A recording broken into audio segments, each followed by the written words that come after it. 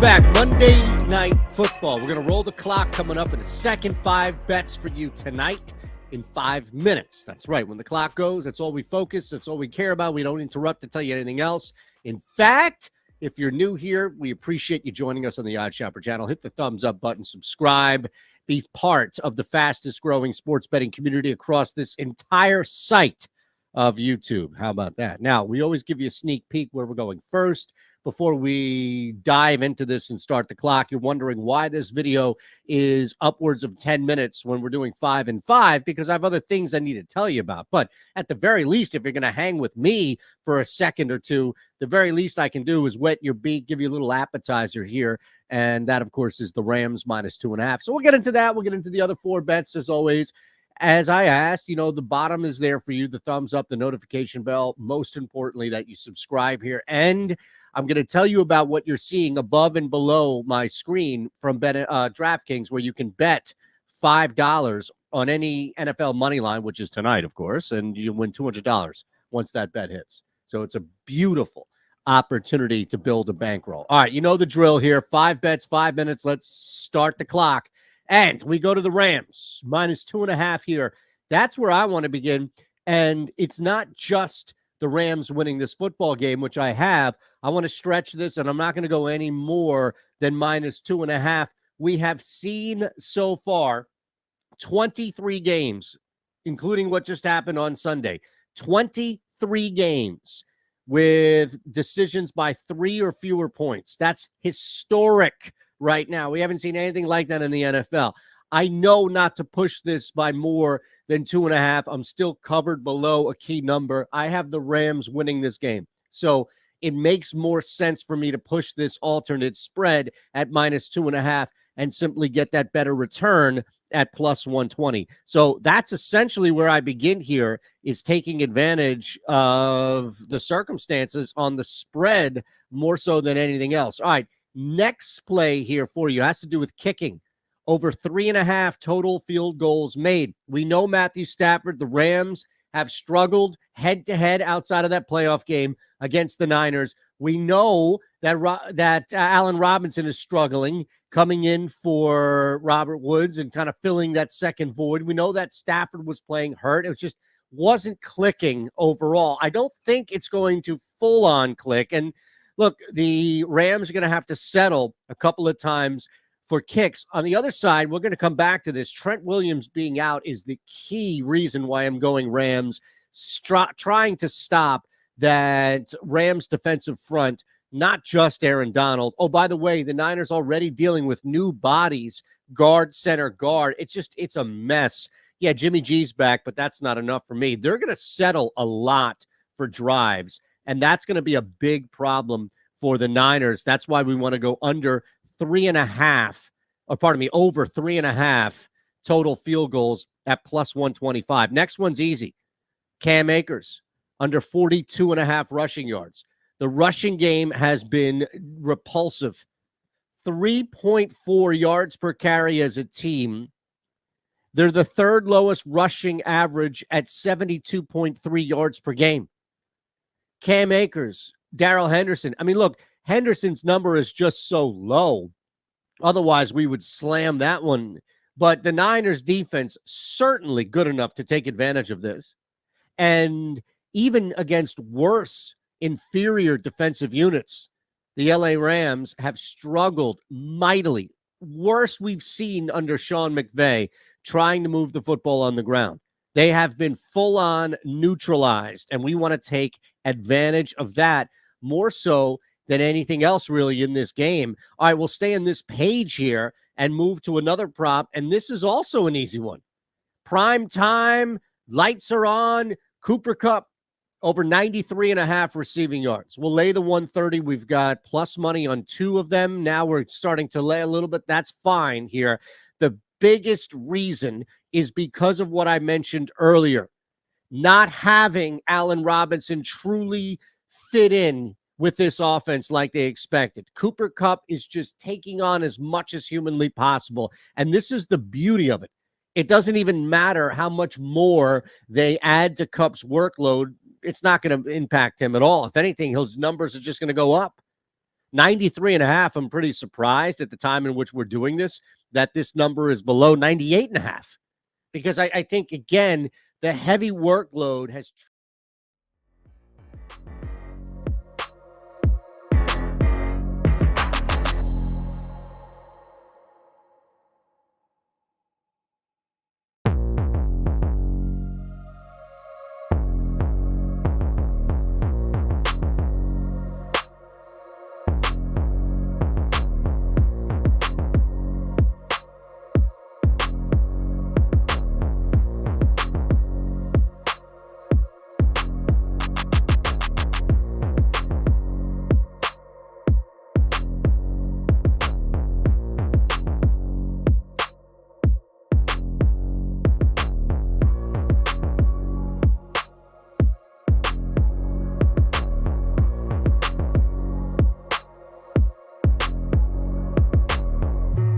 Loughran, you thought I was a little bitty dude, huh?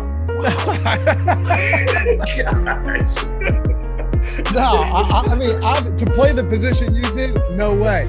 I didn't think you were 6'4", would you say 250? Yeah, 260. My wife looked at me crazy when I said 250. No, you know what it is? The cameras do no justice at all, right? Like, certain people look way bigger or smaller because all I see is your shoulders. Well, I mean, I'm jacked, you know. Like I'm 6'1", 190. Okay. Matt's, and that's like not small. That's what I'm saying. 6'4", 2. That's like peanut. That's like peanut. In football terms, that's small. In regular world, like regular life, Mike, you can just go live. In regular life, 6'1", 190 is not small. You're just huge. You're just unusually massive. That's the thing. You're gonna say Matt is what? Matt, what are you, 6'2"? No, Matt's like 6, right? 5'11". 6 feet. 6 foot. But Matt's pretty big too. I met Matt in person. You got to be 200. Oh yeah, like 215 maybe, 210. Jack, yes. Yeah. Uh-huh. So that is not. That's above average. Yeah. You just hang out with ex-football players that played on a defensive line. Yes. When I'm looking at Peppers 6'7", 290, right? Like, and then you say 6'1", 190 is like average. I'm like, I don't know. 6'1", 190 is above average. That's what I'm saying. My bad. You're looking. You walk down the street every day, probably thinking like, God, everyone's tiny. And there's some little people out here. Yes. Yeah, right. Yes. What's going on, everybody? Welcome to the Stokastic.com NFL Showdown Strategy Show presented by Prize Picks. I'm Dave Loughran at Loughran_D, LOUGHY_D on the Twitters. Joined by Matt Gajewski at Matt_Gajewski and the giant himself, Alex Brown at Alex Brown 96 on Twitter. Boys, coming off an interesting Sunday slate. Matt, I'll go to you first. How'd you do, man? How'd the day go? Well, I don't know. You were on right before me and live before Lock. You're probably making lineups and stuff. I had maybe the most egregious TJ Hawkinson take of all time, so I'll just get ahead of that. I did play him in cash, so it ended up being, about a break-even day, slightly negative, but just X'd him out of tournaments. And when you do that, no money coming into you. So that was how my Sunday went. What was your reasoning? I'm always curious about your reasoning on something where you go full out, I'll die on this hill. All right. So one, I don't think TJ Hawkinson's lived up to expectations is the kindest way I can say that. And we essentially saw the same situation last week. I'm on Ross St. Brown gets hurt. He's out there competing with Josh Reynolds, Khalif Raymond for snaps, and he can't do anything. And he comes out and has the best game of his career, tenfold. Like his game last week might be more than he had in the first half receiving yardage wise of last year entirely. So he just buried me. And I don't know, maybe I need to go back and evaluate TJ Hawkinson, but it might say more about Seattle's defense than it does about him as a player. Absolutely. I'll tell you, I had a great betting day because Seattle money line, Seattle spread, penny, anytime touch. I just sprayed across everything for Seattle because people are acting like the Lions are good defensively and they're not. But DFS, AB, I had the right pieces in all the wrong lineups. Like I didn't have the right configuration, whether it was a ton of penny Obviously Jamal Williams, Hawkinson, but just couldn't put it in the right spots to get that big lineup. How'd you do? Yeah, I mean, I played a lot of London, didn't do well. He had a couple good weeks together. I thought he'd have a big game. I didn't play Williams, kind of faded him, played a little penny, and I had a couple with Hawkinson in it. I would say I lost maybe 40%. Okay. So I made a little bit. Did you see why DK Metcalf got carted off the field? Yes, I did. That's amazing. So, and for him to just make a joke of it, saying the clinch walk wouldn't have gotten me, I wouldn't have made. What a guy. I mean, how do you not love someone after they tweet something out like that? So Metcalf, DK, and I call him DeKalen, but DeKalen, his dad and I were drafted to the Bears together. So I remember DeKalen when he was a little bitty kid, right? So a little kid. That's a big dude, by the way. He is a big dude now, but he's 6'3", 230. I mean, yeah, but he for a looks receiver, like, he's a big dude. He looks like he's somebody that's out. Like those pictures. You remember those pictures of him coming out? Yeah. Oh yeah. Oh yeah. Sorry, to you that's small. To me, that's unusually massive. Anyway, go ahead. His dad. So when they moved down from Illinois down to Mississippi, and I called his dad like, "What have you done with this guy? Like, I need some of whatever you're feeding him. I need to feed my kids because man, he just grew into a monster." Do you care if we put the picture from your Slack up on the screen so people can see when you were like 3? I don't care. Matt, I asked him, I was like, what were you, 11 here? He's like, no, I think I was 4. Yeah, I was like 4, honestly. Just like jacked at 4 years old. Mike, if you don't just care, right? Hey, if I put that I don't care. No, okay. I don't care. I was just a little country boy, man. Just that's it. I have 3 older brothers. You better fight. You got to fight to stay in it. Well, I was just saying, like, why don't you just feed your kid whatever you were fed as a kid? I did. I'm assuming nails and glass. Right. Anyway, we got a timely super chat, Matt, from Hawkins season.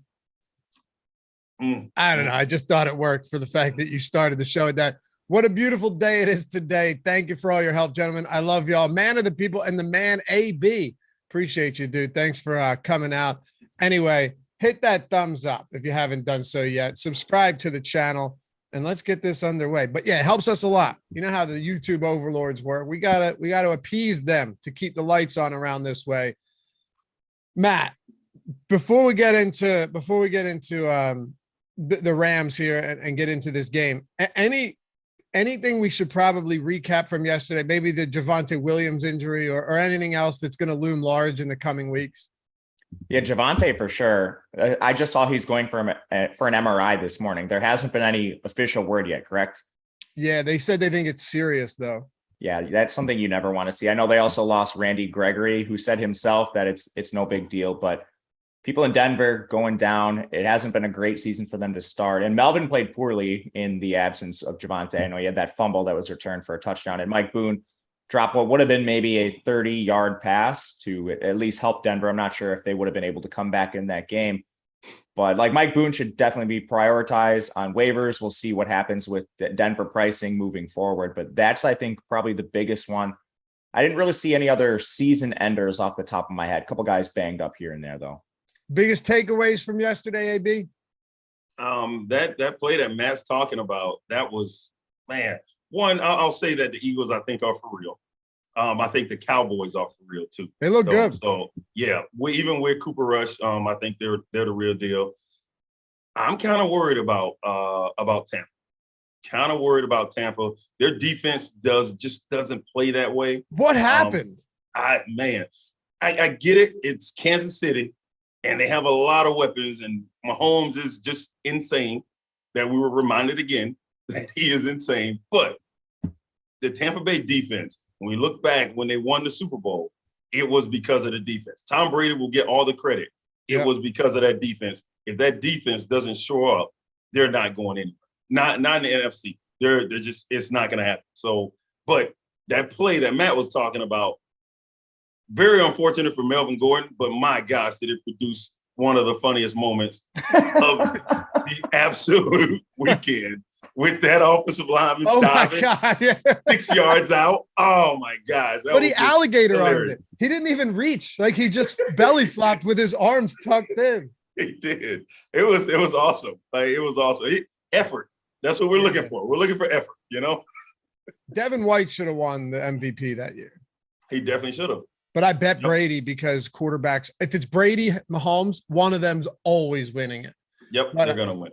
My two biggest takeaways. One, Colts are not good. They're in real trouble right now. Mm-hmm. And Jonathan Taylor, even before, I don't know if that injury is actually worse than we thought, the toe coming into it, he has not looked good since week one. They're in trouble. Number two, Patrick Mahomes made some of the most insane catches rolling out under pressure, passes under pressure.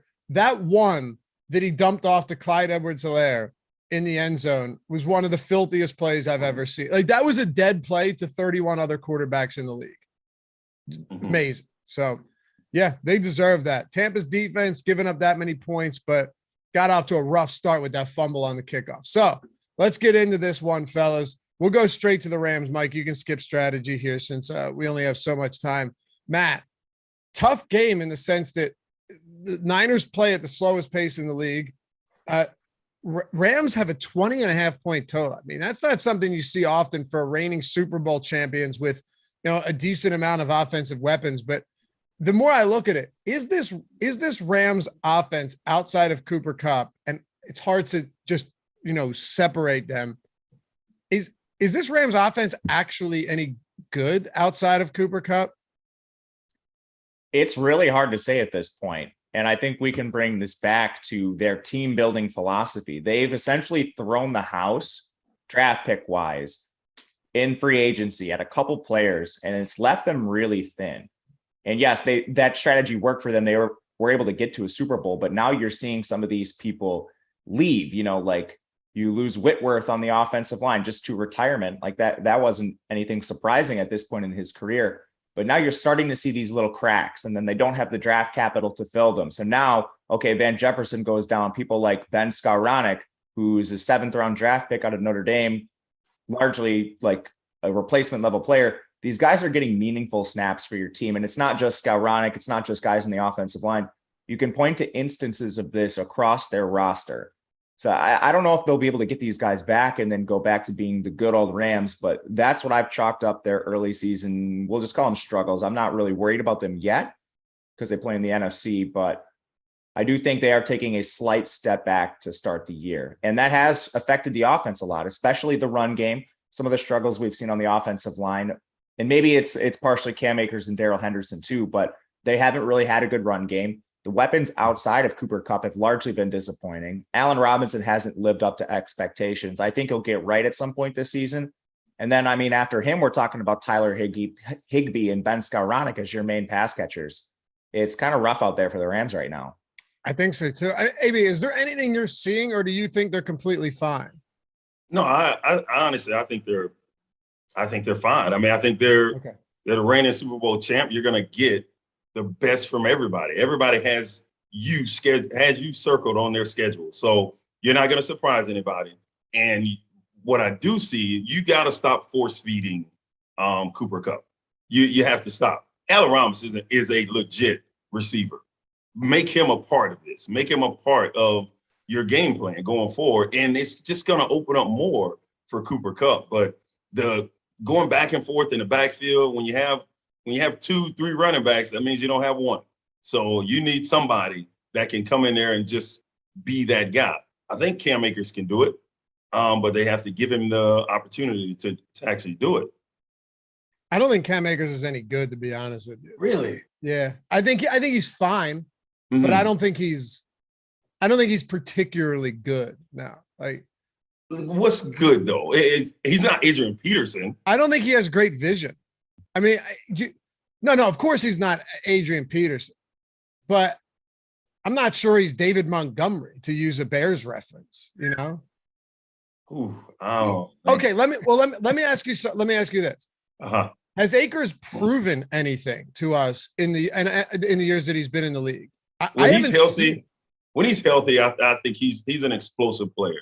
He can catch the ball out of the backfield. He can run between the tackles. I mean, in this particular offense, I think he's pretty dang good for what they do. If you put him, if you wanted to put him in a situation like Adrian Peterson, where he's going to get the ball 25, 30 times a game, every game, like Derrick Henry, maybe he can't do that. But I think he can be pretty dang good in this, man. I hope you're right. Riled up some people in chat. He isn't good. Okay, bro. Every time you give a player take like that, it's going to happen. You're going to have guys that agree and guys that just get pissed. Yeah, of course. For sure. Well, show me that he's good. That's all I'm saying. I mean, he hasn't. I'm not saying I loved Cam Akers coming into the league. Got him on a million dynasty teams. I just and he hasn't had a chance yet. What do you mean, dude? He has 180 career. It's not like he hasn't had any opportunity at all. Whatever. It doesn't matter. If you like Cam Akers, you like Cam Akers. And on a day like this, we only have one game, and Jeff Wilson and Darrell Henderson are your other options. It doesn't really matter. But and I know he's played with some injuries. I get it. He just hasn't been efficient. Hopefully he can be. He's averaging 3.5 yards per attempt. But let's start with the running backs position then, Matt. Let's start with the running backs here. Last week, Akers and Henderson both played 50% of snaps, but Henderson wasn't out there getting a lot of opportunities. Only 4 carries to Akers 12, and outside of Akers in week 1, where he got the first couple carries and then was non-existent for the rest of the game, he has been getting the bulk of carries in this offense. Yeah, and I'm sorry for people in the chat that are big Cam Akers fans, but he's coming in with the lowest leverage score, lowest leverage score. Anyway, all this to say, we'll say worst leverage score. Thank you. Worst leverage score on the slate today, and I think that's largely because of the timeshare in the backfield combined with price. You mentioned the 50% snap share each direction. I still think Darrell Henderson is the main pass catching back for this backfield right now. Like, if this team needs to play hurry up or 2-minute offense, if they're just down by multiple scores in the game, I do believe Darrell Henderson is the player they want to use as just the pure pass catcher out of the backfield. When you look at their routes, Darrell Henderson has dwarfed Cam Akers this year, 75 routes to 22. And now that's over the full sample size, not just the one game from week 1 where Henderson was the lead back and Akers was in the doghouse. Henderson has a very clear role, at least right now. And I want to specify right now because McVay has ping-ponged around between how he wants to use these guys, and he could decide to use Cam Akers in that role at a whim. I don't know. I'm not in his ear. I have no idea what he's going to do. But to this point, Henderson has been the pass-catching back, and they are slight underdogs in this game. So if that's an angle you want to approach too, maybe you could play Henderson. But all that to say, they have the 2 worst leverage scores on this slate. That's Henderson and Akers. Yeah. I don't see him getting there without a touchdown. I'll tell you that much, AB. It's the Seattle's run defense, or San Francisco's run defense is very, very good. Yeah. They got one of the best linebackers in the league, if not the best linebacker in Warner over there. So, but Cam is what Matt is saying, I agree with. But when he says that the head coach can just change his mind, that means Cam Akers he can do it. He has the ability to do it. If Henderson, he can catch the ball out of the backfield. He can do everything if the coach gives him the opportunity. And that's what it's going to come down to. I'm with Matt on that. It's going to be tough. It's going to be tough to choose which one you want to go with there.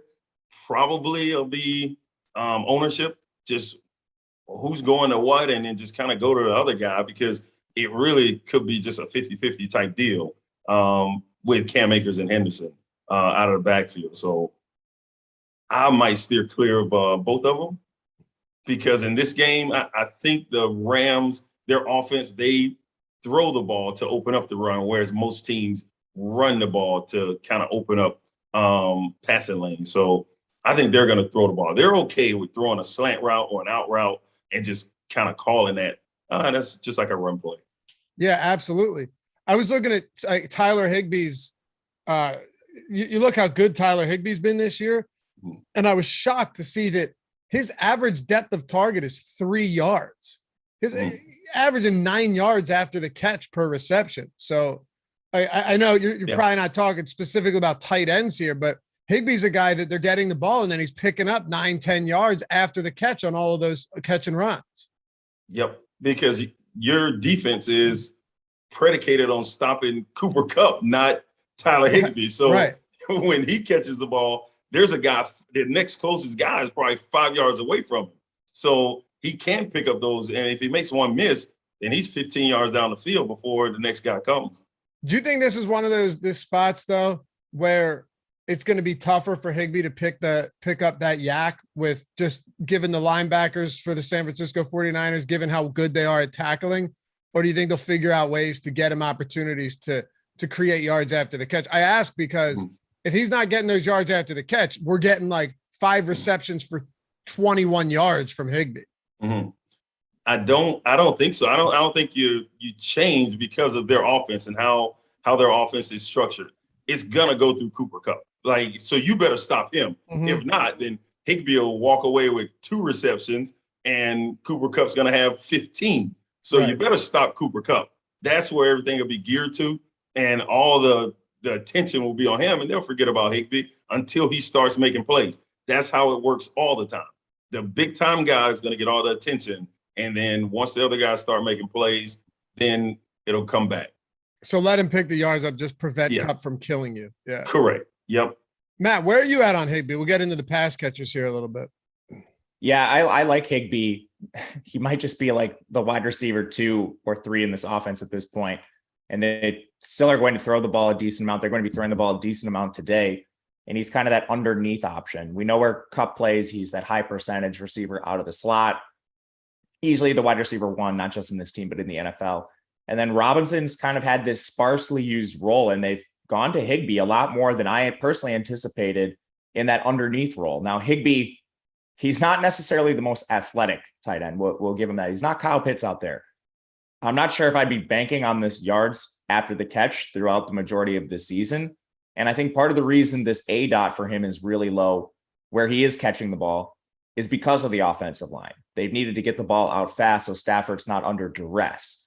And that's going to be a problem against San Francisco. You guys have been talking about the defense a lot.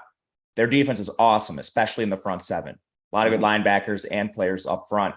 That is a mismatch today, the 49ers front 7 against what the Rams are putting out there on the offensive line. So that could be another angle today. And then you want to just talk pricing. This isn't a slate where we have the best cheap options. And in these sort of instances, you see kickers and defenses and whoever the cheaper pass catchers are come up. Well, Higbee's at 5,200 on a slate where we don't have the stone minimum guys. You're going to get more of these middling builds where Higbee just naturally ends up in your lineups because he's kind of the lowest price player with that clear, consistent role. So in optimals, when you're running them, I already ran some this morning, you're getting a lot of Higbee to kind of make everything else work in your lineup. I'm okay with it. I mean, to be honest, Matt, you and I were talking on Thursday. Was it Thursday? Yeah. By the way, that lineup, AB, Matt and I built a lineup. I threw it in the $50 single entry. It lost. It missed first place by exactly 1 point. The only difference is we had Jason Sanders in the last spot over Evan McPherson. That was the only difference. Wow. Yeah. AB, we needed you. We needed you to come in and give us the kicker analysis. Exactly. Otherwise we would have got there. Yes. 1 point, man. It was 1 point difference from kickers, man. And the crazy thing is, for some reason, the one with McPherson was duped a ton. And ours wasn't duped as much. I thought we had a shot last Monday, the 3 of us with that lineup. That looked real good early on. It did. It did. Did you see the winning lineup? The optimal lineup had a kicker at captain and a kicker in the utility. Well, Maher was it? Yeah. Oh yeah. I did see that. I think it was it Gano? Well, yeah, one of either one. I think Maher and the captain. It was Maher, I think, in the captain spot. And Gano was in it. Yeah. Yeah, that was it. That's the one that chopped the Millie. Yeah, you know. I know. And then I get crushed. Then the next day you get crushed by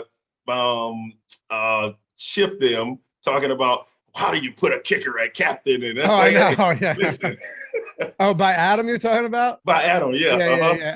Adam was furious. All right.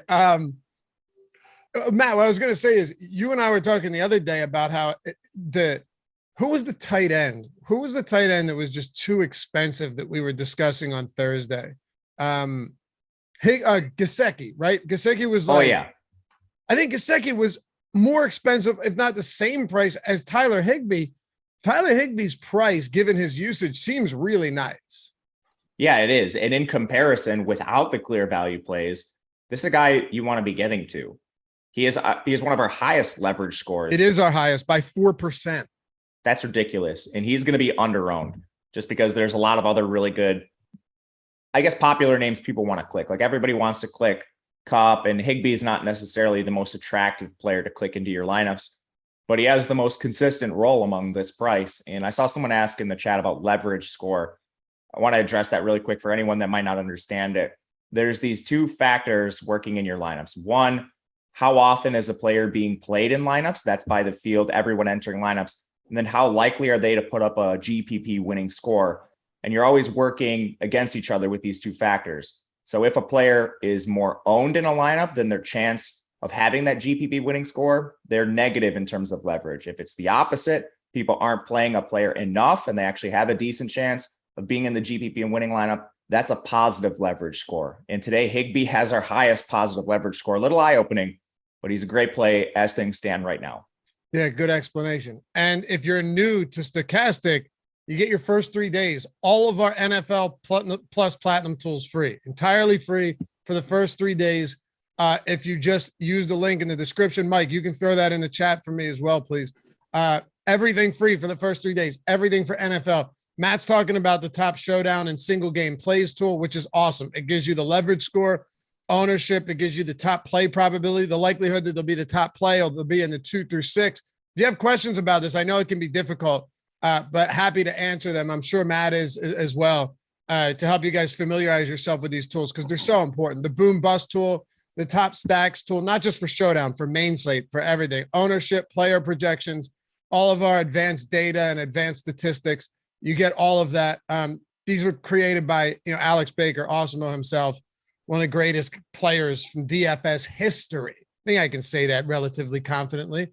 So check them out. And actually, if you want 50% off your first week of everything on the site, right? Football, baseball, basketball, we have literally anything, golf, NASCAR, UFC, soccer, you name it, all of it. Use the promo code Showdown Strategy, all one word, all caps, or just go to Awesemo.com/Stokastic.com/join.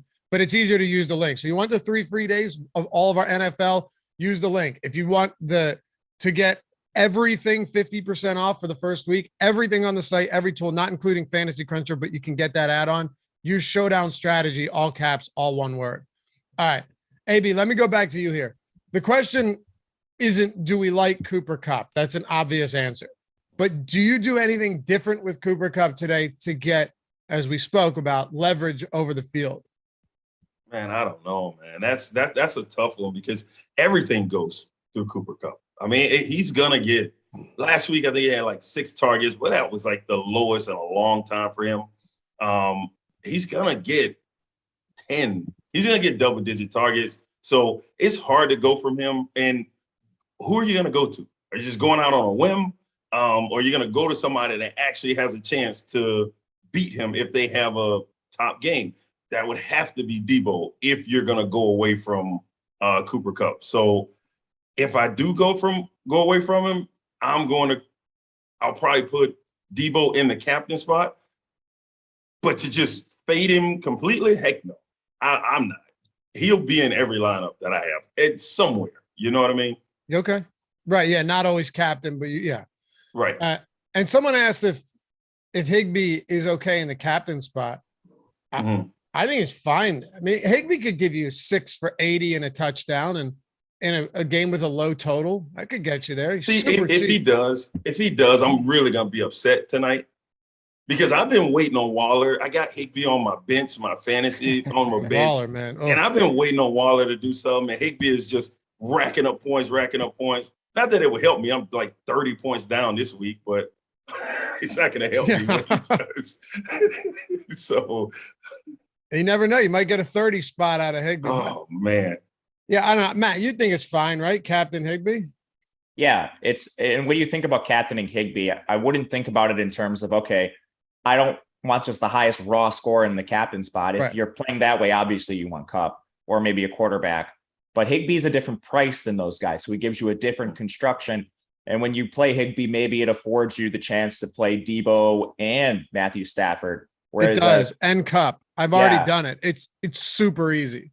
And then in the lineups that captain Kupp, you have to forego one of those guys for like a kicker or something. And I love kickers, AB, not to rag on kickers here, but just talking about the different builds it allows you to get. I actually don't hate the build of a kicker with a Higbee captain lineup, because you could have it play out where Higbee has a nice game, but it's low scoring and Kupp doesn't go nuclear and have to be in the captain, or Debo doesn't go crazy. And then you're looking at some additional field goal attempts. But yeah, it's easy to build a lineup that way for sure. Matt, your thoughts on Kupp and Allen Robinson and any other kind of secondary, tertiary options like Ben Skoranek? I know that's your guy. He went to Notre Dame. I love Skoranek from his underachievements there. But Kupp, he took him straight to the NFL. They did.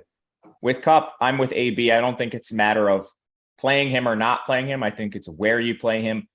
On the back end, looking at our tools, we're showing him slightly over-owned in the captain spot, slightly under-owned in utility. So that could be an avenue to just get you a little bit of leverage. And even if you like captain Stafford in comparison and use Kupp in the flex, maybe that's a way you could just shave off a little bit of ownership from your lineup. So love Kupp. I've been playing Allen Robinson all season long. He had the one game with the score, which was solid. It didn't really make a difference in terms of GPP winning scores.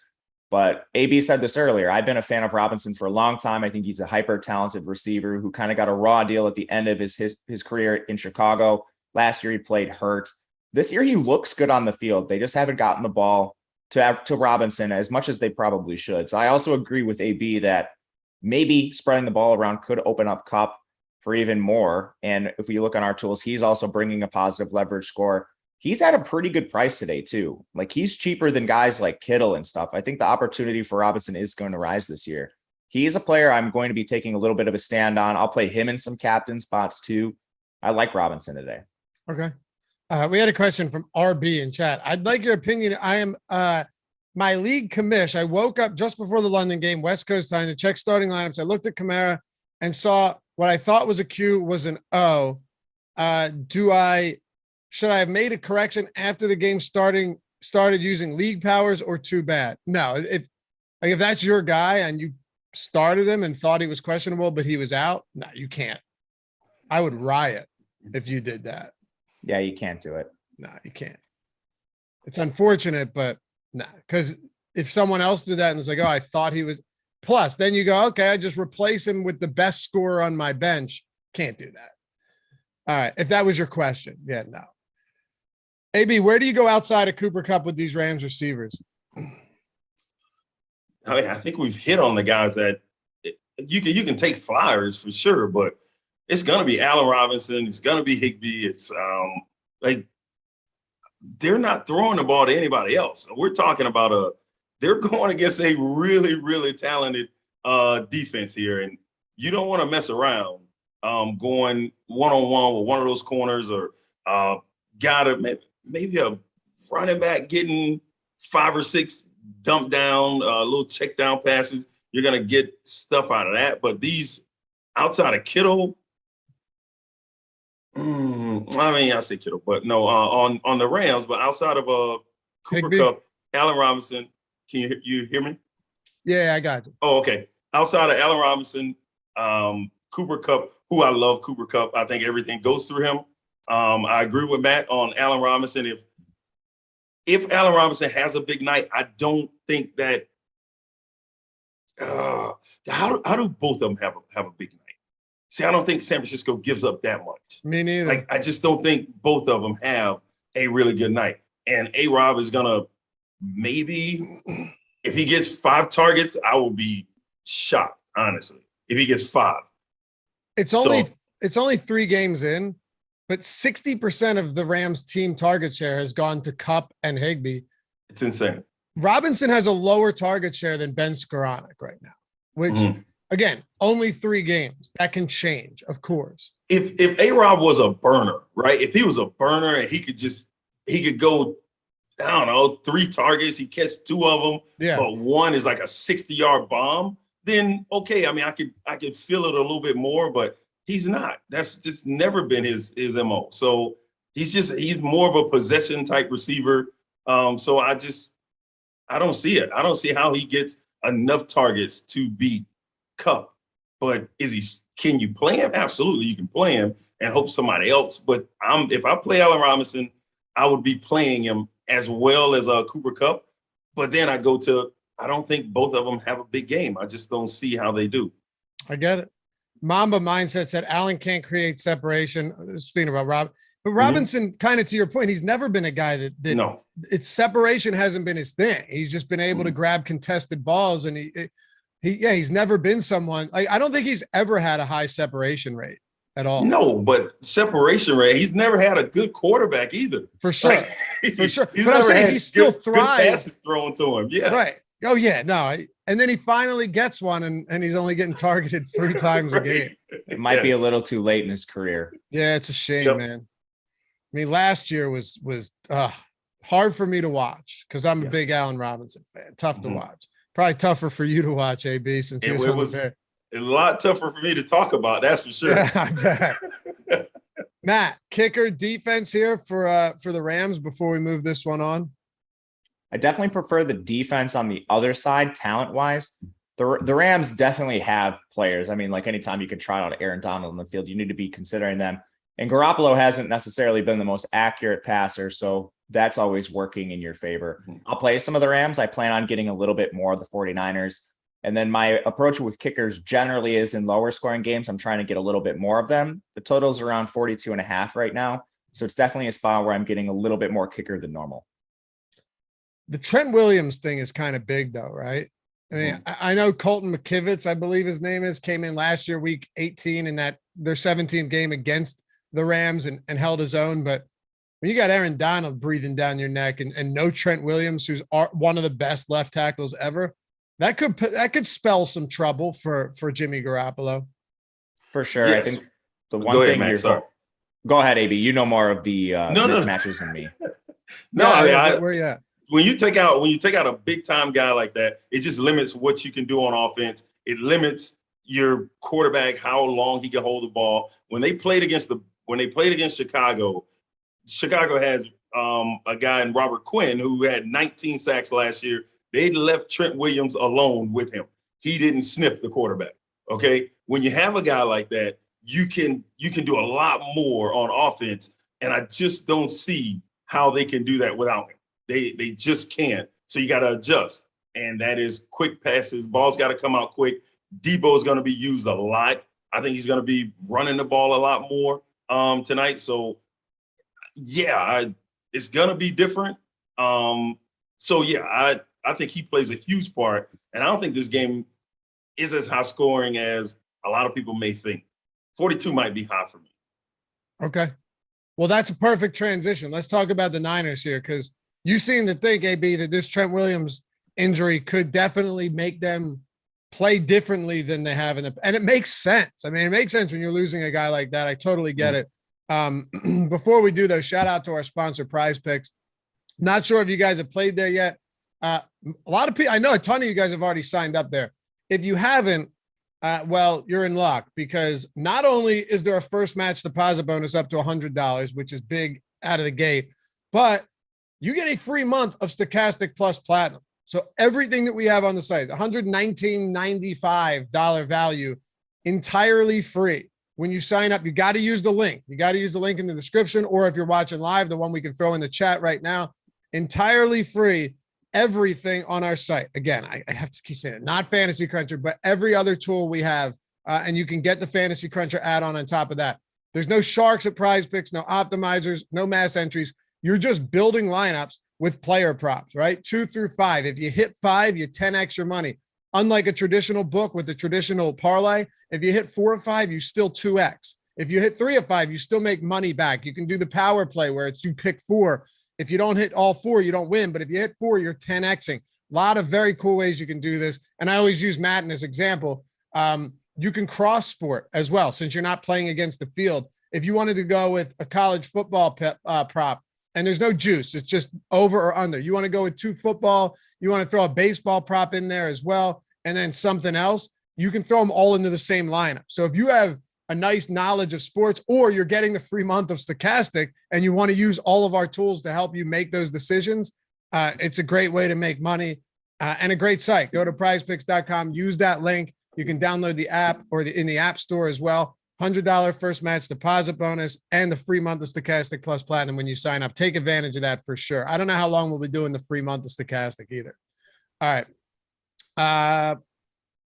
So AB kind of set us up, set the table for us here, Matt. What do we do with San Francisco without Trent Williams? Do you think they adjust things, and how does it affect guys like Debo? We'll start with the pass catchers and Kittle and Ayuk, et cetera. Yeah, first thing I'll put my trust in is Kyle Shanahan. He's aware that Trent Williams is maybe the best left tackle in football. I would say top 3 at the very least. Trent Williams is amazing. He can neutralize some of the best pass rushers in football on the other side on an island. So you mentioned Colton McKivitz coming in. One thing that they've done historically when Trent Williams has been injured, unfortunately, as good as he's been, he has dealt with injuries.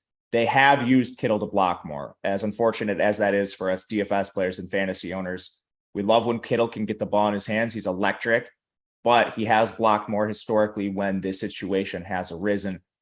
That's the first thing I think they'll do. Other than that, I think you see more creative yards after catch opportunities for Debo and Ayuk, more or less getting the ball out of Garoppolo's hands fast. That could be another way to neutralize the pass rush if it becomes an issue, is just quick hitting throws. And as far as that goes for Garoppolo, I don't really think it changes his game too much. He's not really your most accurate downfield passer. When he's been the starter, Shanahan has already prioritized those kind of throws.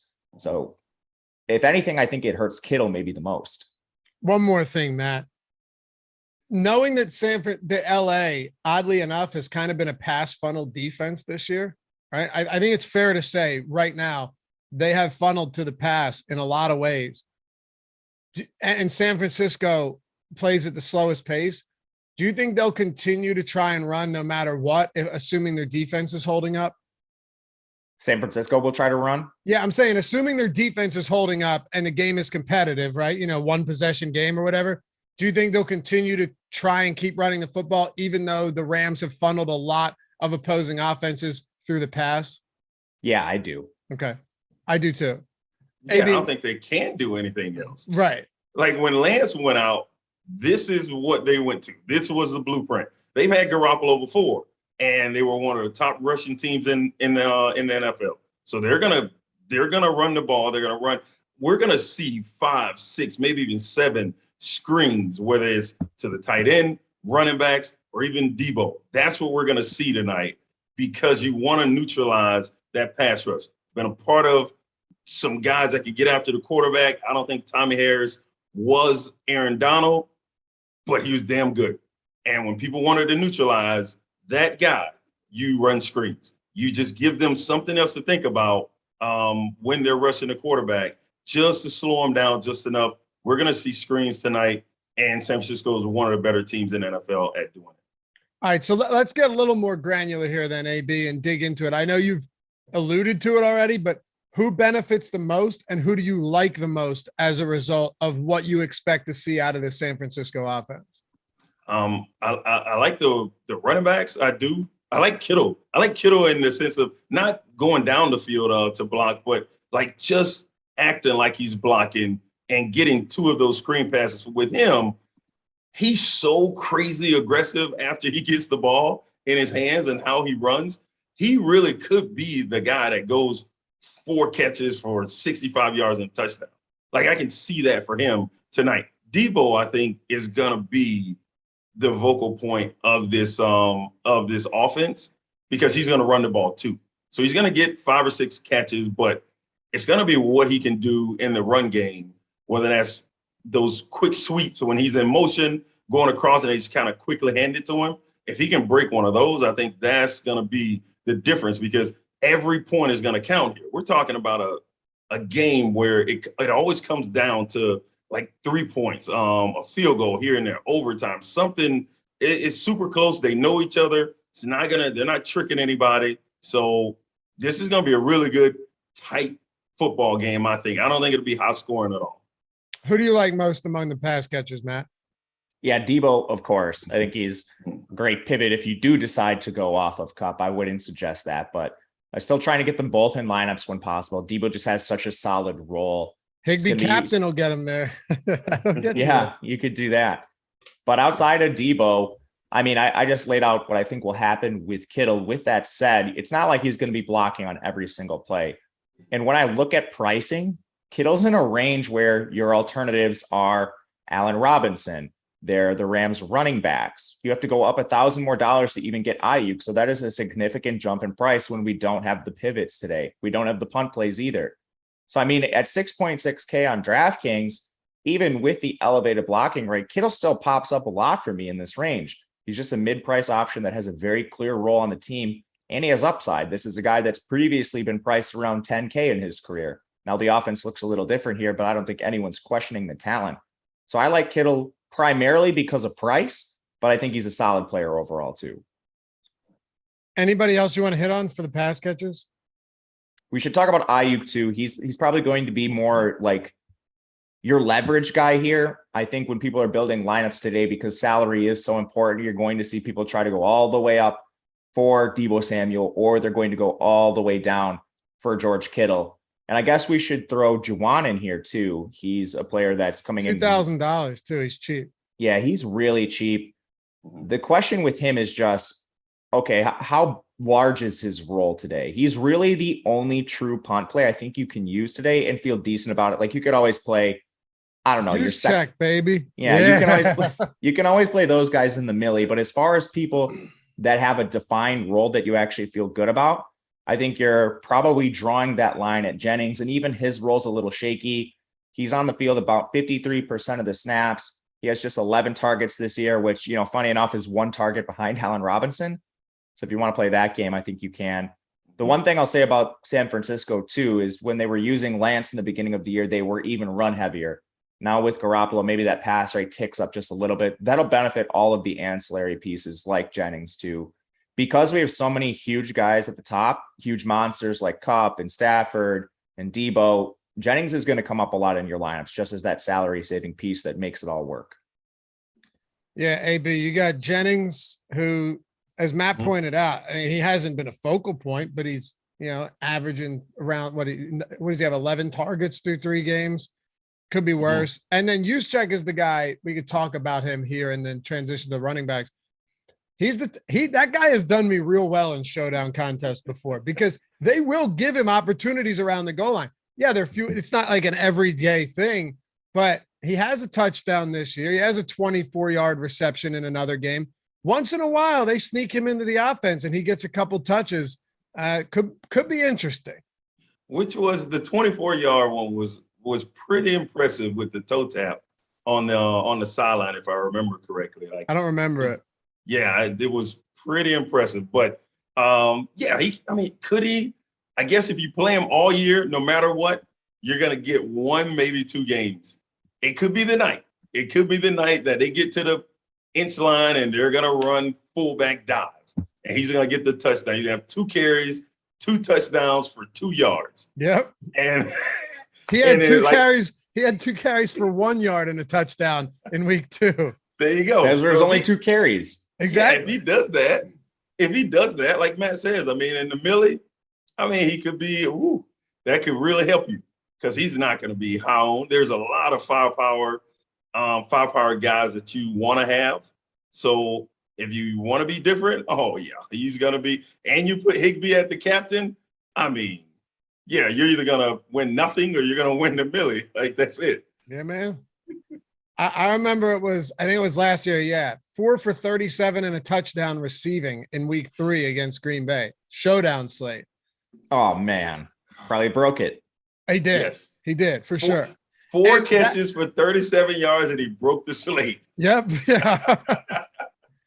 And that was the game where they were missing a lot of running backs. And I think it was like everyone went to Trey Sermon, but then Shanahan just hated Trey Sermon.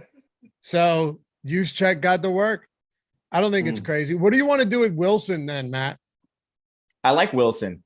I think he's a player you can use as a pivot, maybe off Debo. Like when it comes down to it, I'm trying to jam Debo into my lineups is the goal. But in larger field stuff, you're going to have to make tough decisions. Wilson actually played pretty well last week, and his role was solid. So and Davis Prince or Prince Davis is out as well. Yeah, he's out, and Sherman's long gone. They've used Jordan Mason as a special teamer primarily. Some people thought he would come in and siphon off some of that work. It hasn't been Jordan Mason. It's been just Debo and Jeff Wilson. And Jeff Wilson's been here for a long time. He's a very reliable player. He's also in like a mid-tier price range, which I think is semi-attractive tonight. So I'll be playing Wilson. And I think you can tailor this to like game script a little bit. This team is favored, the 49ers. When they're playing from ahead, I think you see less Debo in the backfield and more Jeff Wilson, just from, you know, a preservation standpoint. You don't want Debo in there taking unnecessary hits if your team is winning. Yes, Debo is going to be used in the backfield, but I think probably a little more when they're down in games. And Jeff Wilson's actually been pretty efficient too. It's not like you're losing a ton when he's back there. I don't think Jeff Wilson's that bad of a running back, to be honest with you. Do you think he's better than Cam Akers? Well, that's a given. No, I'm not saying he's bad. Someone earlier goes, yeah, Cam Akers, it's the best of the best in this league. I'm not saying that he belongs in rec league. I'm not saying like a men's flag football league. I'm saying compared to the other RB1s in the league, I don't think Cam Akers is one of the better ones. That's all I'm saying. People got to settle down. But it's a tough spot with Wilson, AB, because like both of us said, we still think they're going to run the ball. But it is a difficult matchup. So I think it's definitely a volume play with Jeff Wilson tonight. Yes. But it's so volatile there. Do I bet that Jeff Wilson, if he doesn't get a touchdown, then I just as well go to Robbie Gold. I would go to Robbie and expect, because this is a type of game that I do believe you get 2 40-yard field goals and then a little chip shot, and then he outscores Wilson. So I can absolutely see that happening because it's not easy moving the ball up and down the field on defenses like this. So when you get into that red zone, the field condenses, you need really good kickers. And yes, I found a way to get to my kickers. Yes, I did. So I would absolutely be looking at, like, instead of rostering some of these guys that are just way off the board, Robbie's going to get you he's going to have 2 opportunities for sure. And he's one of the most accurate kickers in the history of the NFL. So yes, he's going to score 6-7 points. You can bank on that. If he gets an extra one, then he's going to outscore Jeff Wilson or Wilson Jr. And if he does that, you beat a lot of people. Yeah, you would. Wilson definitely needs to score because his passing game involvement is going to be probably 2-3 targets. Yep. Yeah. Which will be a dump down and a screen. He's gonna get a check down and a screen. If he breaks the screen, he's gonna get you 4 points on that or something. But listen, he's not gonna get much out of the backfield, and they're not gonna be running it up and down the field on this team. At least I don't think. We have him at a 6% top play probability, so not bad. That's 5th highest on the slate. Basically, it just leverages 0.3, so nothing significant there. Mm-hmm. Any other spots we want to hit on, Matt, before we build a lineup here? I think we hit on most of the people. AB covered the kicker's position really well. I love Robbie Gould. Dude's awesome. Wish he was still in Chicago. Me too. Yeah, I think he's a solid option for sure. I think everybody in Chicago wishes he was still in Chicago. Yeah, man. Wait, what? Everybody wishes that Robbie Gould was still in Chicago. Oh, I thought you said everyone that was in Chicago wishes they were still in Chicago. No. I got you. Yeah, I got you. For sure. Oh, man, they had some real kicking issues for a long time after Robbie Gould left. Yeah. Yes. Man. Yes. The Eagles playoff game in the wild card round, the triple doink. You know what? Yes. And that gets a lot of public. The kick was blocked. Like, it was blocked. They don't talk about that. Go like that. Yeah. You're right. You're absolutely right. It goes down as a block kick, but all they talk about in Chicago is, the double doinking. He missed it. You're 100% right. How about the offensive lineman that didn't find it important to block his guy? Yeah. How about that? You're right. You're right. I'll tell you, I've always wondered how bad that would hurt to block a kick with that force when it only gets like when it gets here, whatever. But when it gets just here and you see those fingers go back, I don't know. I've bent fingers back before and it's been painful, but not coming off the leg of a professional kicker. The finger thing, I don't think I've had, but I did have in the palm of the hand against Green Bay. It was -15. Oh, hurt like hell. On Listen a kick? to me. It was Crosby. Oh. Yeah. Oh yeah. Right. So imagine if you're in that weather and it just catches the tip and it just brings your fingers back. Yeah. Yeah. It hurts. It hurts a lot. Oh gosh. Yeah, you're bringing back some bad memories. Yeah. You know, it scared me, man. AJ Brown yesterday was saying he was having trouble in that weather. And I know it was nasty. It was raining. The rain was moving sideways and it was like mid-50s. But what's he going to do when it's late December and January in Philly and the wind chill is 6 degrees? He's gonna, I don't know, quit. Like, listen to me. I'm so glad you brought this up because I was gonna have to go on my social media today and talk about it, but I'm gonna talk about it. I'm gonna just hint on it right now. Go for it. That interception return for a touchdown. He was so lazy. AJ Brown had every opportunity to tackle him. Yep, I know. It almost looked like he was like, no, not this way. Hey, make a right and go this way. Yep. Like, just reach out and grab the guy, and he would have tackled him. And then he took a hit because he's like, oh, maybe now I'll try. Yes. AJ Brown's huge too. He clearly would have been easy. I know that's why I'm wondering, was he too cold? It's gonna get a lot colder than AJ. I promise you that. I know, man. I know. Anyway, hey, we're over 100 likes on this. Appreciate you guys. Helps us a lot. We're at 500, around 550 people watching on a Monday morning. I know some of you on the West Coast here are doing your thing as well. So appreciate it. Subscribe too. And if you're listening on podcast form, subscribe, leave a rating review, preferably a good one. It helps us a lot. All right, fellas, let's go lineup build here. Before we turn it over to the MLB strategy show, you got Eric and Josh coming up. No, Greg and Josh. And then you got the NFL lineup rewind strategy show. Fun show with Eric Lindquist and Adam Scher. What do we want to do? Large field, or should we go with like the single entry stuff that we've been doing lately? Oh. Yeah, I like that. Like the single entry 50K field. So it's not your Millie Maker field, but it's not a cash game either. Something in the middle. Right. Where you don't have to go insane, but you're still trying to be a little bit different. Yeah. Mm-hmm. All right. Let's do it. Captain. You know what? I'm going first. You going? Okay. I want to see what it looks like with Tyler Higbee at the captain spot. I want to, dude, I'm telling you, it's not a crazy idea at all. If this is a low scoring game and Higbee goes for 6 for 80 and a touchdown, that could get you there.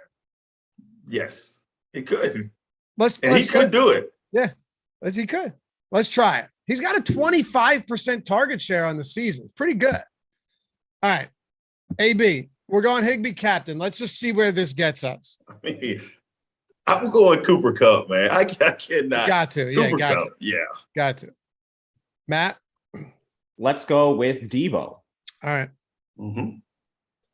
All right. So I can still get Stafford in here, and we still have 4,600 per player remaining. Okay.